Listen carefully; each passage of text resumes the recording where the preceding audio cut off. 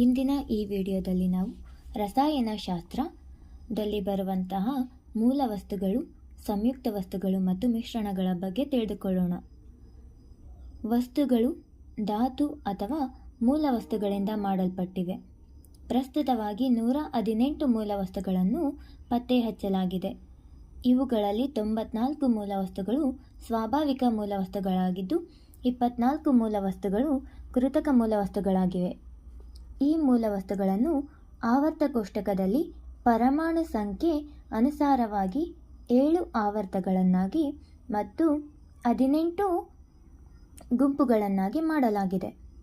ಆವರ್ತ ಕೋಷ್ಟಕದ ಜನಕ ಎಂದರೆ ರಷ್ಯಾ ದೇಶದ ಡೆಮಿಟ್ರಿ ಮೆಂಡೆಲೀವ್. ಈ ಮೂಲ ವಸ್ತುಗಳನ್ನು ಆಂಗ್ಲ ಭಾಷೆಯ ಅಕ್ಷರಗಳನ್ನು ಬಳಸಿ ಸಂಕೇತದಲ್ಲಿ ಸೂಚಿಸಲಾಗುತ್ತದೆ. ಉದಾಹರಣೆಗೆ, ಇಂಗಾಲವನ್ನು ಸಿ ಎಂದು, ಕ್ಲೋರಿನ್ ಅನ್ನು Ci ಎಂದು, ಆಮ್ಲಜನಕವನ್ನು O ಎಂದು, ಸಾರಜನಕವನ್ನು N ಎಂದು, ಟಂಗ್ಸ್ಟನ್ ಅನ್ನು Wi ಎಂದು, ತಾವರವನ್ನು Sn ಎಂದು, ಚಿನ್ನವನ್ನು Au ಎಂದು, ಬೆಳ್ಳಿಯನ್ನು Ag ಎಂದು ಗುರುತಿಸಲಾಗುತ್ತದೆ. ಪ್ರಮುಖ ಮೂಲವಸ್ತುಗಳ ಬಗ್ಗೆ ಇಂದು ತಿಳಿದುಕೊಳ್ಳುತ್ತಾ ಹೋಗೋಣ. ಅದರಲ್ಲಿ ಮೊದಲನೆಯದು ಜಲಜನಕ ಅಥವಾ ಹೈಡ್ರೋಜನ್. ಈ ಹೈಡ್ರೋಜನ್ ಅನ್ನು H ಎಂಬ ಸಂಕೇತದಿಂದ ಗುರುತಿಸಲಾಗುತ್ತದೆ. ವಿಶ್ವದಲ್ಲಿ ಅತಿ ಹಗುರವಾದ ಹಾಗೂ ಅತಿ ಹೆಚ್ಚು ಪ್ರಮಾಣದಲ್ಲಿ ಕಂಡುಬರುವಂತಹ ಮೂಲವಸ್ತುವೆಂದರೆ ಅದು ಜಲಜನಕವಾಗಿದೆ. ಈ ಜಲಜನಕವನ್ನು ಕಂಡುಹಿಡಿದವರು ಹೆನ್ರಿ ಕ್ಯಾವೆಂಡಿಶ್ ಎಂಬ ಬ್ರಿಟಿಷ್ ವಿಜ್ಞಾನಿ. ಇದೊಂದು ದಾಹ್ಯ ವಸ್ತುವಾಗಿದೆ. ಜಲಜನಕವು ನಕ್ಷತ್ರಗಳಲ್ಲಿ, ಗ್ಯಾಲಕ್ಸಿಗಳಲ್ಲಿ ಪ್ಲಾಸ್ಮಾ ರೀತಿಯಲ್ಲಿ ಕಂಡುಬರುತ್ತದೆ. ಇದರ ಸಮಸ್ಥಾಯಿಗಳು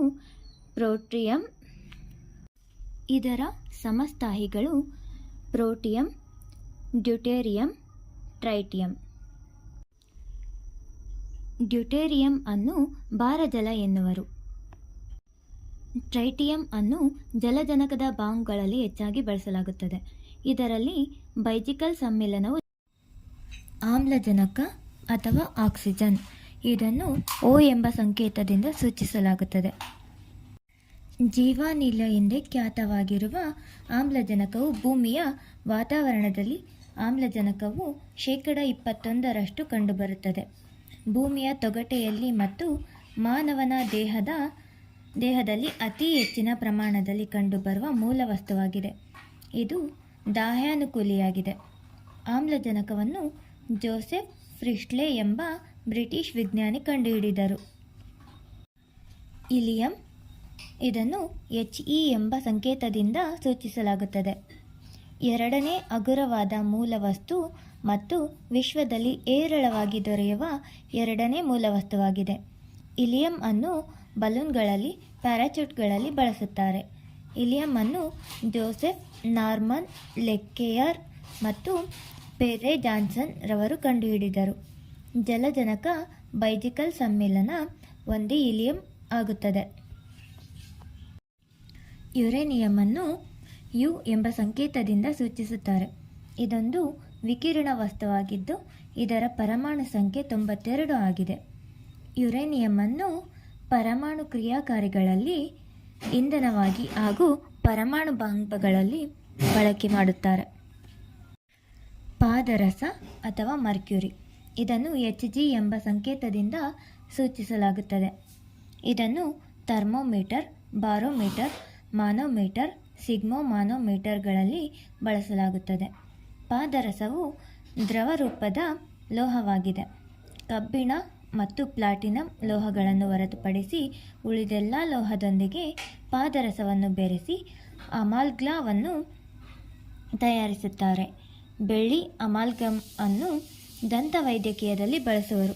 ಪಾದರಸದ ಸೇವನೆಯಿಂದ ಮಿನಾಮಾಟ ರೋಗ ಬರುತ್ತದೆ. ರಂಜಕವು DNA, RNA ಮತ್ತು ಫಾಸ್ಫೋಲಿಪಿಡ್ಸ್ಗಳ ಘಟಕವಾಗಿದೆ. ಬಿಳಿ ರಂಜಕವನ್ನು ನೀರಿನಲ್ಲಿ ಸಂಗ್ರಹಿಸಿಡಲಾಗುತ್ತದೆ. ಆದುದರಿಂದ ಇದನ್ನು ಜಲಪಾಷಾಣ ಎನ್ನುವರು. ರಂಜಕವು ವಾತಾವರಣದಲ್ಲಿರುವ ಗಾಳಿಯೊಂದಿಗೆ ಸಂಪರ್ಕ ಹೊಂದಿ ರಂಜಕದ ಜ್ವಾಲೆ ಉಂಟುಮಾಡುತ್ತದೆ. ಇದನ್ನು ಸ್ಫುರದೀಪ್ತಿ ಫಾಸ್ಫೋರಸೆನ್ಸ್ ಎಂದು ಕರೆಯಲಾಗುತ್ತದೆ. ನಂತರ ಸಿಲಿಕಾನನ್ನು SI ಎಂಬ ಸಂಕೇತದಿಂದ ಸೂಚಿಸಲಾಗುತ್ತದೆ. ಭೂಮಿಯ ತೊಗಟೆಯಲ್ಲಿ ಅತಿ ಹೆಚ್ಚಾಗಿ ದೊರೆಯುವ ಎರಡನೇ ಮೂಲವಸ್ತು ಹಾಗೂ ಅಲೋಹವಾಗಿದೆ.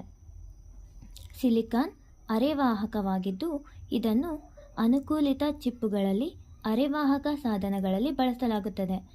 ಸಿಲಿಕಾನ್ ಇಂಗಾಲದೊಂದಿಗೆ ಸೇರಿಸಿ ಸಿಲಿಕಾನ್ ಕಾರ್ಬೈಡ್ ಪಡೆಯಲಾಗುತ್ತದೆ. ಸಿಲಿಕಾನ್ ಕಾರ್ಬೈಡ್ ಅನ್ನು ಕಾರ್ಬೋರೆಂಡಮ್ ಎಂದು ಕರೆಯುತ್ತಾರೆ. ಇದು ವಜ್ರದ ನಂತರ ಗಟ್ಟಿಯಾದ ಎರಡನೇ ವಸ್ತುವಾಗಿದೆ. ನಂತರದ ಮೂಲವಸ್ತು ಇಂಗಾಲ ಅಥವಾ ಕಾರ್ಬನ್. ಇದನ್ನು C ಎಂಬ ಸಂಕೇತದಿಂದ ಸೂಚಿಸಲಾಗುತ್ತದೆ. ವಸ್ತುಗಳಲ್ಲಿ ಅತಿ ಹೆಚ್ಚಾಗಿರುವುದು ಇಂಗಾಲವಾಗಿದೆ. ಇಂಗಾಲದ ಸಮಸ್ಥಾಯಿಗಳು C12, C13, C14. C14 ಒಂದು ವಿಕಿರಣ ವಸ್ತುವಾಗಿದ್ದು ಇದನ್ನು ಅವಶೇಷಗಳ ವಯಸ್ಸು ಪತ್ತೆ ಹಚ್ಚಲು ಬಳಸಲಾಗುತ್ತದೆ.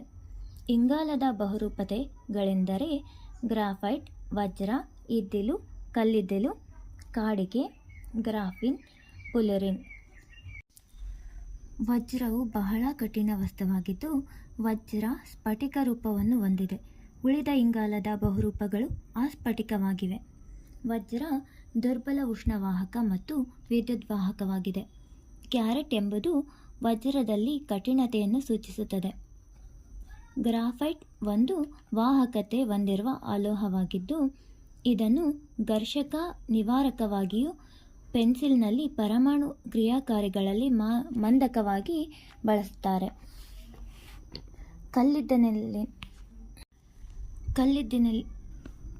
ಕಲ್ಲಿದ್ದಲಿನಲ್ಲಿರುವ ಇಂಗಾಲದ ಆಧಾರದ ಮೇಲೆ ಅದನ್ನು 4 ವಿಧಗಳನ್ನಾಗಿ ನೋಡಬಹುದು: ಅಂತರ್ಸೈಟ್, ಬಿಟಾಮಿನಸ್, ಲಿಗ್ನೈಟ್, ಪಿಟ್. ಇನ್ನು ಮುಂತಾದವುಗಳಲ್ಲಿ ಇಂಗಾಲದ ಬಹುರೂಪತೆಗಳನ್ನು ಕಾಣಬಹುದಾಗಿದೆ. ನಂತರ ಚಿನ್ನ ಅಥವಾ ಗೋಲ್ಡ್. ಇದನ್ನು Au ಎಂಬ ಸಂಕೇತದಿಂದ ಸೂಚಿಸಲಾಗುತ್ತದೆ. ಈ ಚಿನ್ನವು ಒಂದು ಮೃದುವಾದ ಲೋಹವಾಗಿದ್ದು ತಾಂತವತೆ ಮತ್ತು ಪತ್ರಶೀಲತೆ ಹೊಂದಿದೆ. ಇದರ ಶುದ್ಧತೆಯನ್ನು ಕ್ಯಾರೆಟ್ನಲ್ಲಿ ಅಳೆಯಲಾಗುತ್ತದೆ. ಶುದ್ಧ ಚಿನ್ನವು 24 ಕ್ಯಾರೆಟ್ ಆಗಿದ್ದು ಆಭರಣಕ್ಕೆ ಬಳಸುವ ಚಿನ್ನವು 22 ಕ್ಯಾರೆಟ್ ಆಗಿರುತ್ತದೆ. ಈ ಚಿನ್ನವು ಸೈನೈಡ್ನಲ್ಲಿ ಕರಗುತ್ತದೆ. ಚಿನ್ನವು ನೈಟ್ರಿಕ್ ಆಮ್ಲದಲ್ಲಿ ಕರಗುವುದಿಲ್ಲ. ಚಿನ್ನವನ್ನು ಕರಗಿಸಲು ದ್ರವರಾಜವನ್ನು ಬಳಸಲಾಗುತ್ತದೆ. ದ್ರವರಾಜವು ನೈಟ್ರೋ ಹೈಡ್ರೋಕ್ಲೋರಿಕ್ ಆಮ್ಲವಾಗಿದ್ದು ಇದು 1 ಪ್ರಮಾಣದಲ್ಲಿ ನೈಟ್ರಿಕ್ ಆಮ್ಲ, 3 ಪ್ರಮಾಣದಲ್ಲಿ ಹೈಡ್ರೋಕ್ಲೋರಿಕ್ ಆಮ್ಲವನ್ನು ಹೊಂದಿರುತ್ತದೆ. ನಂತರ ತಾಮ್ರ ಅಥವಾ ಕಾಪರ್. ಇದನ್ನು Cu ಎಂಬ ಸಂಕೇತದಿಂದ ಸೂಚಿಸಲಾಗುತ್ತದೆ. ತಾಮ್ರವು ಉತ್ತಮ ವಿದ್ಯುತ್ ವಾಹಕತೆ ಮತ್ತು ಉಷ್ಣವಾಹಕವಾಗಿದೆ. ಆದುದರಿಂದ ಇದನ್ನು ವಿದ್ಯುತ್ ತಂತಿಗಳು, ಕೇಬಲ್ ಮೋಟಾರ್ಗಳು, ಟ್ರಾನ್ಸ್ಫಾರ್ಮರ್ಗಳಲ್ಲಿ ಬಳಸಲಾಗುತ್ತದೆ. ತಾಮ್ರವನ್ನು ಬಳಸಿ ಅನೇಕ ಮಿಶ್ರಲೋಹಗಳನ್ನು ತಯಾರಿಸಲಾಗುತ್ತದೆ. ಮೃದ್ವಂಗಿಗಳು ಮತ್ತು ಕೆಲವು ಸಂಧಿಪದಿಗಳಲ್ಲಿ ರಕ್ತವು ನೀಲಿಯಾಗಿರಲು ಕಾರಣ